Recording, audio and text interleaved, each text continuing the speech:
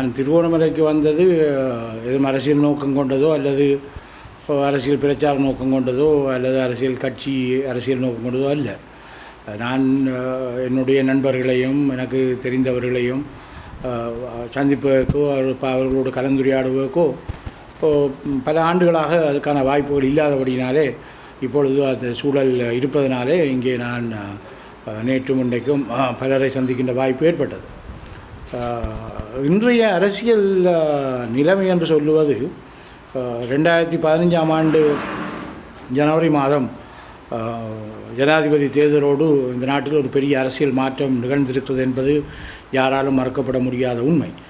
அதிலும் ஜனாதிபதியினுடைய மாற்றம் புதிய, அதாவது மைத்ரிபால சிறிசேனா அவர்கள் ஜனாதிபதியானவை பிறகு 19வது அரசியல் யாப்பு திருத்தச் சட்டம் கொண்டு வரப்பட்டமை, அதற்கு பின்னர் பாராளுமன்ற தேர்தலின் ஊடாக ஏற்பட்ட மாற்றங்கள் என்பவை கடந்த ஆண்டு நிகழ்ந்த நிகழ்ச்சிகள்.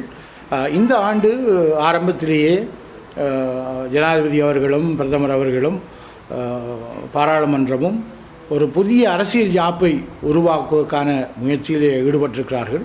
அத்தோடு வடக்கு கிழக்கு மக்களுடைய மனங்களை வெல்லுகின்ற பலவேறு நடவடிக்கைகளையும் பிரதமர் அவர்களும் ஜனாதிபதி அவர்களும் மேற்கொண்டிருப்பது மிகவும் வரவேற்கத்தக்க ஒரு விடயம். அதே வேளையிலே தமிழ் அரசியல் தலைவர்களும் முஸ்லீம் அரசியல் தலைவர்களும் மலையக தலைவர்களும் என்று இந்த நாட்டினுடைய எல்லா இனங்களுடைய பிரதானமான தலைவர்களும் ஒருமுகமாக ஒன்றிணைந்து ஒரு ஐக்கியப்பட்ட நிலையில் தங்களுக்கு இடையில் இருக்கிற வேறுபாடுகளுக்கு மத்தியிலேயும் ஒரு ஐக்கியப்பட்ட நிலையிலே இந்த நாட்டிலே ஒரு அரசியல் அமைப்பு ரீதியான ஒரு மாற்றம், அரசியல் உறவுகளிலான மாற்றம், இனங்களுக்கு இடையிலான உறவுகளிலே ஒரு சகோதரத்துவத்தை, ஒரு சமாதானத்தை வளர்த்தெடுத்தல் என்பதற்கான பலவேறு நல்ல முயற்சிகளில் ஈடுபட்டிருக்கின்றார்கள். அவையெல்லாம் நல்ல பலனை அளிக்கும் என்று எதிர்பார்க்கக்கூடிய ஒரு அரசியல் சூழ்நிலை தான் இன்றைக்கு இலங்கையில் நிலவி கொண்டிருக்கிறது. இந்த ரெண்டையும் ஒப்பிடக்கூடாது. அதாவது முந்தி போராட்ட காலத்திலே பல்வேறு இயக்கங்கள் பிரிந்து நின்று செயல்பட்டதையும் இன்றைக்கு ஒரு ஜனநாயகமான, ஒரு சுதந்திரமான, ஒரு சுமூகமான சூழலிலே பல்வேறு அரசியல் கட்சிகள் அல்லது பல்வேறு கூட்டமைப்புகள் உருவாகி இருப்பதையும் ரெண்டையும் ஒப்பிட முடியாது. ஏனென்றால் அன்றைக்கு இருந்த சூழலில் அந்த பிளவு என்பது ஆபத்தான ஒரு விஷயமாகவும் பலவேறு பாதகமான ஒரு சமூகத்துக்கு கேடுகள் விளைவிக்கக்கூடிய அல்லது நம்பிக்கை இனங்கள் விளைவிக்கக்கூடிய நிலைமைகளை அது உருவாக்குகின்ற வகையாக அன்றைக்கு இருந்தது. ஆனால் இன்றைக்கு இருக்கக்கூடிய இந்த பிளவுகள் ஒரு ஆரோக்கியமான ஒரு ஜனநாயகத்திலே பலவேறுபட்ட கருத்துக்கள் நிலவுவது என்பதும் அந்த பலவேறு கருத்துக்களினுடைய வேறுபாடுகளுடைய அடிப்படையிலே பலவேறு அமைப்புகள், அணிகள், கூட்டமைப்புகள் ஏற்படுவது என்பதும் இன்றைக்கு அது சகஜமாகும்.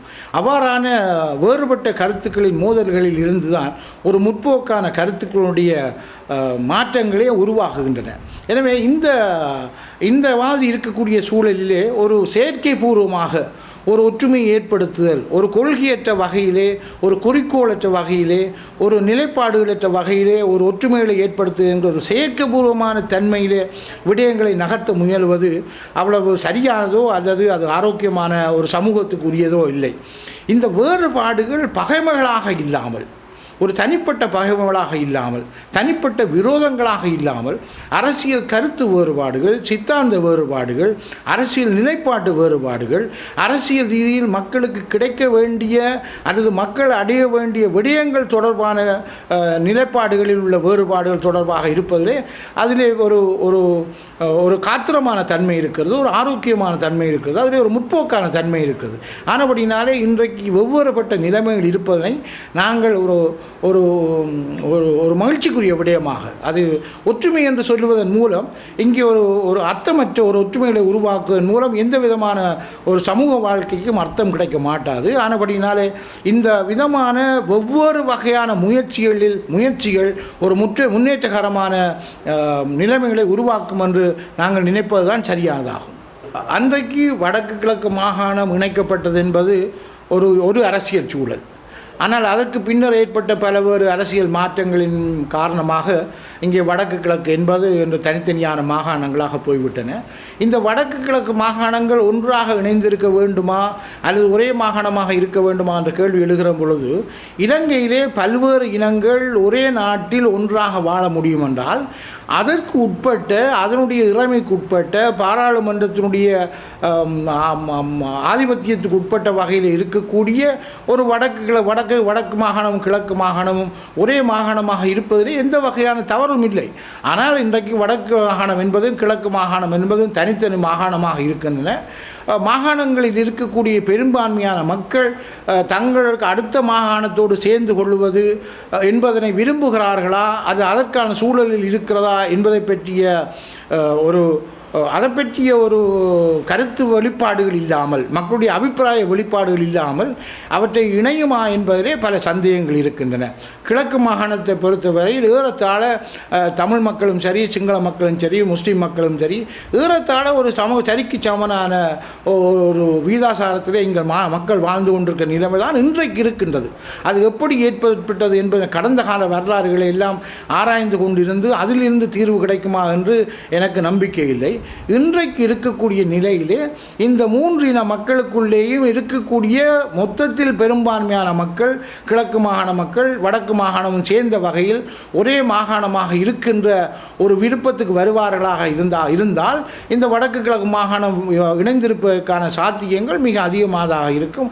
அந்த வகையில் மக்களுடைய விருப்பங்களை வளர்த்தெடுப்பதற்காக எல்லா இன மக்களும் ஒரு இன மக்களுக்கு எதிராக இல்லாமல், அதாவது தமிழர்களும் முஸ்லீம்களும் சேர்ந்து சிங்கள மக்களுக்கு எதிராகவோ அல்லது தமிழர்களும் சிங்களவர்களும் சேர்ந்து முஸ்லீம் மக்களுக்கு எதிரானவோ என்ற அடிப்படைகளில் இல்லாமல் 3 இன மக்கள் மத்தியிலேயும் இருக்கக்கூடிய பெரும்பான்மையானவருடைய விருப்பங்களை, கிழக்கு மாகாணத்தில் இருக்கக்கூடிய 3 இன மக்களுடைய பெரும்பான்மையானுடைய விருப்பங்கள் கிழக்கு மாகாணமும் வடக்கு மாகாணமும் ஒன்றாக இருப்பதற்குரிய அந்த எண்ணப்பாடுகள், அந்த வளர்ச்சிகள் ஏற்படுமாக இருந்தால் நானும் மகிழ்ச்சி அடைவேன்.